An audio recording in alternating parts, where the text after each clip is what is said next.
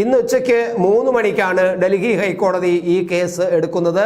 Justice ചന്ദ്രധാരി Singh ആണ്, single ബെഞ്ചാണ് ഈ കേസ് ഇന്ന് പരിഗണനയ്ക്ക് എടുക്കുന്നത്. അതുകൊണ്ട് തന്നെ ഇന്ന് വീണ വിജയന്റെ ഈ കേസ് ഇന്ന് നിർണായകമാകും എന്ന് തന്നെയാണ് നമ്മൾ കണക്കാക്കുന്നു. ഈ നിർണായകം എന്നത് എന്താവും എന്നുള്ളത് ഇന്ന് വൈകുന്നേരത്തോടെ നമുക്ക് മനസ്സിലാകും. പക്ഷേ എന്തായാലും വീണ വിജയൻ ഈ കേസിൽ മാസപ്പടി വാങ്ങിച്ചിരിക്കുന്നു എന്നത് നിരവധി തവണ പല അന്വേഷണങ്ങളും നടത്തിയതിന്റെ ഭാഗമായിട്ട് ഏകദേശം ജനങ്ങളുടെ മനസ്സിൽ ആ ധാരണ എത്തിയതാണ്. സത്യത്തിൽ കേരളത്തിലെ ജനങ്ങൾ വിശ്വസിച്ചു കഴിഞ്ഞു. കോടതി വിധി എന്തു വന്നാലും ശരി തന്നെ കേരളത്തിലെ ജനങ്ങൾ കൃത്യമായിട്ട് മനസ്സിലായി കഴിഞ്ഞു. മുഖ്യമന്ത്രി പിണറായി വിജയൻ തൻ്റെ അധികാരം ഉപയോഗിച്ചുകൊണ്ട് മകളെ മുന്നിൽ നിർത്തി പണമുണ്ടാക്കാൻ ശ്രമിച്ചു. അത് അവിഹിതമായി തന്നെ ഈ മണൽവാരൽ കമ്പനിയായ CMRL നിന്നും വളരെയധികം പണം പിന്നെ അവിഹിതമായി മണൽവാരൽ കൊടുക്കാൻ അനുവദിച്ചതിൻ്റെ പേരിൽ പണം കൊടുക്കുന്നു. അത് 2 കമ്പനികൾ തമ്മിലുള്ള കരാർ ആണെന്ന തരത്തിൽ പിന്നീട് വ്യാഖ്യാനിച്ചുകൊള്ളും. കോടതിയിൽ ആര് പോയാലും പിന്നെ കോടതി നിലനിൽക്കില്ല. കാരണം 2 കമ്പനികൾ തമ്മിലുള്ള കരാറിൽ പിന്നെ ചില സേവനങ്ങൾ എക്സാലോജിക്ക് CMRL കൊടുക്കുന്നു. CMRL അതിന് പകരം സേവനത്തിൻ്റെ പ്രതിഫലമായി പിന്നെ എക്സാലോജിക് എന്ന കമ്പനിക്ക് പണം കൊടുക്കുന്നു. അപ്പോൾ ഈ നിയമം വന്ന് ആരെങ്കിലും ആരോപണം ഉന്നയിച്ചാലും പിന്നെ കേസ് വന്നാലും കോടതിയിൽ നിലനിൽക്കില്ല. നിയമപരമായിട്ട് കരാർ പണം അങ്ങോട്ടും ഇങ്ങോട്ടും കൊടുത്തു എന്ന് മാത്രമാണ്. ആ തന്ത്രത്തിലാണ് മകളെ മുന്നിൽ നിർത്തിയിട്ട് പണം വാരൽ ചടങ്ങ് മുഖ്യമന്ത്രി പിണറായി വിജയൻ നടത്തിയതെന്ന് കേരളത്തിലെ ജനങ്ങൾ കൃത്യമായിട്ടും മനസ്സിലാക്കി കഴിഞ്ഞു, വിശ്വസിച്ച് കഴിഞ്ഞു. ഇനി പാർട്ടി പ്രവർത്തകരും കോടതിയും വൻ പ്രചരണം നടത്തുന്നുണ്ട്. അങ്ങനെയല്ല എന്നുള്ളത് പോട്ടെ. കോടതി ചിലപ്പോൾ ഈ കോടതിയിലെ മിടുക്കന്മാരായ ലക്ഷക്കണക്കിന് രൂപ വാദത്തിന് കാശ് വാങ്ങുന്ന വക്കീലന്മാരെ കൊണ്ടുവന്ന് ബാധിക്കുമ്പോൾ സ്വാഭാവികമായിട്ടും കോടതിയിൽ ചിലപ്പോൾ അനുകൂലമായ വിധി ഈ മുഖ്യമന്ത്രിക്കും മകൾക്കും ഉണ്ടാകുമായിരിക്കാം. പക്ഷേ ജനങ്ങൾ അത് വിചാരിച്ചു കഴിഞ്ഞു എന്നുള്ളത് മറ്റൊരു കാര്യം. എന്തായാലും ഇന്നത്തെ ഹൈക്കോടതിയിൽ, അതും ഡൽഹി ഹൈക്കോടതിയിൽ പോയത് എന്തിനാണ് എന്ന് നമുക്ക് ഇപ്പോഴും മനസ്സിലാവുന്നില്ല. കേരള ഹൈക്കോടതിയിൽ പോകേണ്ട കേസാണോ അതോ ഡൽഹി ഹൈക്കോടതിയിൽ തന്നെ ഇത് പോകണമോ എന്നുള്ളതിനെ കുറിച്ച് അറിയില്ല. എന്തായാലും കേരള ഹൈക്കോടതിയിൽ അനുകൂലമായ വിധി ഉണ്ടാകില്ലെന്ന് കൊണ്ടായിരിക്കാം, അതോ CMRL കമ്പനി കൊടുത്ത കേസായതുകൊണ്ട് അവർ ഡൽഹി കേന്ദ്രമായി പ്രവർത്തിക്കുന്ന കമ്പനിയാണെന്ന തരത്തിലാണോ അവിടെ ഈ കേസ് കൊടുത്തതെന്ന് അറിയില്ല. എന്തായാലും ഡൽഹി ഹൈക്കോടതിയിലാണ് CMRL കേസ് കൊടുത്തിരിക്കുന്നത്.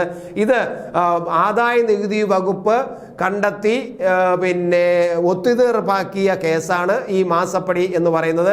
മാസപ്പടി എന്നത് പിന്നീട് വന്ന പിന്നെ പ്രയോഗമാണ്.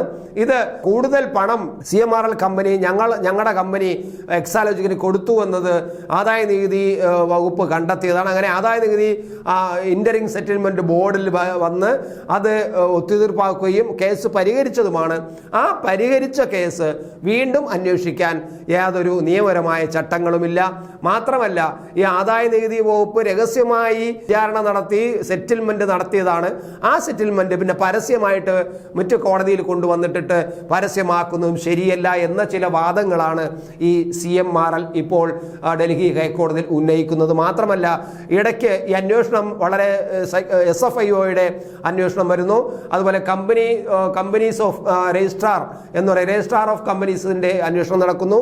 ഇങ്ങനെ രജിസ്ട്രാർ ഓഫ് കമ്പനിയുടെ അന്വേഷണം നടക്കുമ്പോഴാണ് SFIOയുടെ അന്വേഷണവും കൂടി പിന്നെ തുടങ്ങിയത്. ആ അന്വേഷണത്തിൽ ഈ പണമിടപാടിൽ, അതായത് ഇപ്പോൾ നിലവിലില്ലാത്ത ഒരു കമ്പനി പിന്നീട് അത് പൂട്ടിക്കെട്ടി, അത് വേറെ കാര്യം. എന്തായാലും എക്സാലോജിക് എന്ന കമ്പനിക്ക് ഈ CMRL എന്നുള്ള കമ്പനി കൊടുത്തിരിക്കുന്ന പണം അനാവശ്യമായിട്ടാണ്, അവിഹിതമായിട്ടാണ്.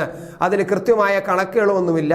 ആ പണം എന്തിനു കൈപ്പറ്റി എന്നുള്ളതിനെ കുറിച്ച് അവർ വ്യക്തമായി മറുപടി ഇരുന്നില്ല. അതുകൊണ്ട് അതിൽ ഈ CMRLന്റെ 3 പ്രധാനപ്പെട്ട ബോർഡ് അംഗങ്ങളും മറ്റ് ചില ഉദ്യോഗസ്ഥന്മാരെയും ചേർത്തുകൊണ്ട് 8-9 പേർക്ക് സമൻസ് അയച്ചിരുന്നു പിന്നെ ഇവർക്കെതിരെ.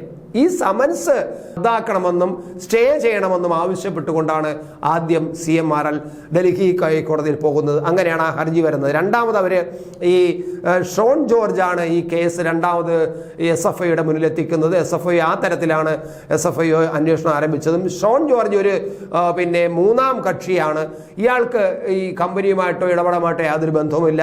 അതുകൊണ്ട് അയാൾക്ക് ഈ കേസിൽ ഇടപെടാൻ ഒരു അധികാരവുമില്ല. ചട്ടവിരുദ്ധമായിട്ടാണ് ഷോൺ ജോർജിന്റെ കയ്യിൽ ഈ രേഖകൾ കിട്ടിയിരിക്കുന്നത്. രഹസ്യമായി ആദായ നികുതി വകുപ്പിൽ സെറ്റിൽമെന്റ് ബോർഡ് തീർപ്പാക്കിയ കേസിന്റെ രേഖകളെല്ലാം എങ്ങനെയാണ് ഈ ഷോൺ ജോർജിന്റെ കയ്യിലെത്തിയത്, അതുപോലും ചട്ടവിരുദ്ധമായിട്ടാണ് ഷോൺ ജോർജിന്റെ കയ്യിലെത്തിയിരിക്കുന്നത്. ഈ കേസിൽ ഇടപെടാനും പിന്നെ പരാതി കൊടുക്കാനും കേസ് കൊടുക്കാനും ഷോൺ ജോർജിന് അവകാശമില്ല എന്നൊക്കെ പറഞ്ഞുകൊണ്ട്, അത് ചട്ടവിരുദ്ധമാണെന്ന് പറഞ്ഞുകൊണ്ടൊക്കെ അത്തരത്തിലുള്ള ചില നിയമപരമായ കാര്യങ്ങളൊക്കെ ചൂണ്ടിക്കാട്ടിയാണ് ഈ കേസിനെ എങ്ങനെയെങ്കിലും തേച്ചുമാച്ച് കളയാൻ CMRL ശ്രമിക്കുന്നത്. അതിന്റെ ഭാഗമായിട്ടാണ് ഡൽഹി ഹൈക്കോടതിയിൽ ഈ ഹർജി CMRL കൊടുത്തിരിക്കുന്നത്. ഷോൺ ജോർജിനെതിരായിട്ടും അതുപോലെ ആദായ നികുതി സെറ്റിൽമെന്റ് ബോർഡിന്റെ കണ്ടെത്തൽ രഹസ്യമാണെന്നും അത് പരസ്യപ്പെടുത്താൻ പാടില്ല എന്നും, അതുപോലെ അറസ്റ്റ് ഒഴിവാക്കാൻ കൊടുത്തത് അന്ന് കോടതിയിൽ അറസ്റ്റ് സ്റ്റേ ചെയ്യണമെന്ന് ആവശ്യപ്പെട്ടു. അറസ്റ്റ് എന്ന് പറഞ്ഞാൽ ഈ സമൻസ് അയച്ചതേ ഉള്ളൂ. ആ സമൻസ് സ്റ്റേ ചെയ്യണമെന്ന് ആവശ്യപ്പെട്ടുകൊണ്ടുള്ള ഹൈക്കോടതിയിൽ പേപ്പർ കൊടുത്തപ്പോൾ ഹൈക്കോടതി അത് പരിഗണിക്കാനുണ്ടായത്. എന്നിട്ട് ഈ കേസ് പരിഹരിച്ചു തീരുന്നവരെ ഒരു അറസ്റ്റും ഉണ്ടാകാൻ പാടില്ല എന്ന് കോടതി അന്ന് ഇടക്കാല ഉത്തരവെടുക്കുകയും ചെയ്തു. അതിന്റെ ബലത്തിലാണ് ഇപ്പോൾ ഈ CMRL ചില ഉദ്യോഗസ്ഥന്മാരും വീണ വിജയനും ഒക്കെ അറസ്റ്റിൽ പെടാതെ അങ്ങനെ രക്ഷപ്പെട്ടു നിൽക്കുന്നത്.